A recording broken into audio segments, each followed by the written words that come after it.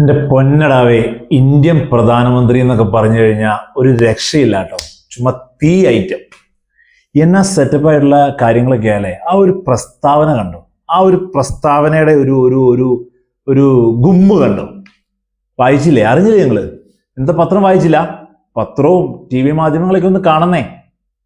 ഒരു പ്രശ്നമുണ്ട് കേട്ടോ. ഇതൊന്നും കണ്ട് ഡെയിലി വാർത്തകളും മാധ്യമങ്ങളൊന്നും നിങ്ങൾ ചർച്ച ചെയ്തുകൊണ്ടോ അല്ലെങ്കിൽ അതൊന്നും ശ്രദ്ധിച്ചതുകൊണ്ടോ ഇന്ത്യൻ പ്രധാനമന്ത്രിയുടെ ഈ ഗുമ്മുള്ള സാധനം കിട്ടില്ല. സംഭവം ഫ്ലാഷ് ബാക്കാണ്. ഞാൻ ഉദ്ദേശിച്ച പ്രധാനമന്ത്രി ഈ രാജ്യത്തിൻ്റെ ഒരു ബേസ് ഉണ്ടാക്കിയ, ഈ രാജ്യത്തിനൊരു അടിസ്ഥാനം ഉണ്ടാക്കിയ, ഈ രാജ്യത്തിനൊരു ഭാവി നിർണയിക്കുന്നതിൽ പ്രധാന ഘടകമായ മിസ്റ്റർ ജവഹർലാൽ നെഹ്റുവിനെ കുറിച്ചാണ്. മോഡിജി ഒന്ന് കേൾക്കണം. ഒരു വിഘടൻ തെക്കൻ സംസ്ഥാനത്തിൽ നിന്ന് ഒരു അങ്ങ് പ്രദർശിപ്പിച്ചപ്പോഴേക്കും നിങ്ങൾ അമേരിക്കയുമായി വെച്ചു പുലർത്തുന്ന ശക്തമായ ബാന്ധവത്തിന്റെ, ഈ അതിവിധേയ സൗഹൃദത്തിന്റെ, അതിഭാവുകത്വം നിറഞ്ഞ ഈ ബന്ധത്തിൽ അതിനെ വിമർശിച്ചുകൊണ്ട് വിഘടൻ തമിഴ് മാധ്യമം, നട്ടലുള്ള മാധ്യമങ്ങൾ ഒരു കാർട്ടൂൺ ഇറക്കിയപ്പോൾ നിങ്ങൾക്ക് അങ്ങോട്ട് കൊണ്ടു. അറിയോ നിങ്ങൾക്ക് ജവഹർലാൽ നെഹ്റുവിനെ? ചിലപ്പോൾ ഓർമ്മയിൽ ഉണ്ടാവില്ലായിരിക്കും. ഇങ്ങനെ മറക്കാൻ വേണ്ടി ഇങ്ങനെ നിങ്ങൾ പ്രേരിപ്പിച്ചുകൊണ്ടിരിക്കുകയല്ലേ. ഞങ്ങൾ പറഞ്ഞുതരാം. ജവഹർലാൽ നെഹ്റുവിനെതിരെ വന്ന കാർട്ടൂണിന്റെ എണ്ണം എത്രയാണെന്നറിയോ ബി ജെ പിക്കാർക്ക്? കാർട്ടൂൺ വിഘടൻ പ്രദർശിപ്പിച്ചപ്പോഴേക്കും തമിഴ് നേതാവ്, ബി ജെ പി നേതാവ് അണ്ണാമല ഡൽഹിയിലേക്ക് ഓടി. രാജ്യത്തെ ദ്രോഹിക്കുന്നു, രാജ്യത്തെ എതിർക്കുന്നു, രാജ്യം മുഴുവനും ഇങ്ങനെ രാജ്യദ്രോഹ കുറ്റം ചെയ്യുന്നു. മോദിക്കെതിരെ പറഞ്ഞാൽ, ബി ജെ പിക്കെതിരെ പറഞ്ഞാൽ അത് രാജ്യദ്രോഹം. അതെങ്ങനെ അങ്ങനെ ആവുക? ബി ജെ പിയെ നിങ്ങൾ എന്തേ രാജ്യമായി മാറ്റുന്നു? മോദിയെ നിങ്ങൾ എന്തേ ദേശസ്നേഹമാക്കി മാറ്റുന്നു? അത് നടക്കില്ല. കാരണം ജവഹർലാൽ നെഹ്റുവിനെതിരെ വന്ന നിരവധി കാർട്ടൂണുകളിൽ ഒരെണ്ണം ഇന്ത്യയിലെ ഏറ്റവും പ്രധാന കാർട്ടൂണിസ്റ്റ് വരച്ചതാണ്.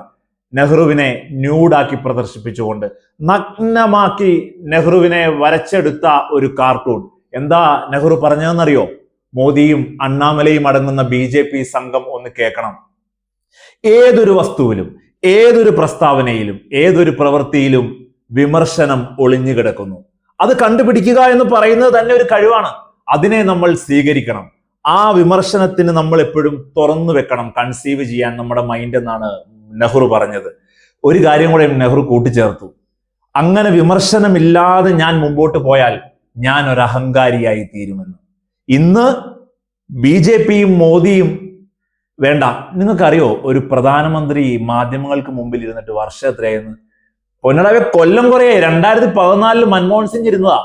മോദി ഇലക്ഷന്റെ സമയമാകുമ്പോ പ്രീ പ്ലാൻഡ് ആയിട്ടുള്ള, നേരത്തെ എഴുതി ചേർത്ത കുറെ ക്വസ്റ്റ്യൻസ് എടുത്ത് പ്രീ പ്ലാൻഡ് ആയിട്ട് നിശ്ചയിച്ച ഒരു ചാനലിനെ വിളിച്ച് ഒരു ജഗപുക ഉണ്ടാക്കി ഇങ്ങനെ ഒരു വാർത്താ സമ്മേളനം എന്ന് കരുതുന്ന രീതിയിൽ ചോദ്യങ്ങൾക്ക് മറുപടി പറയും. അങ്ങനെയല്ല.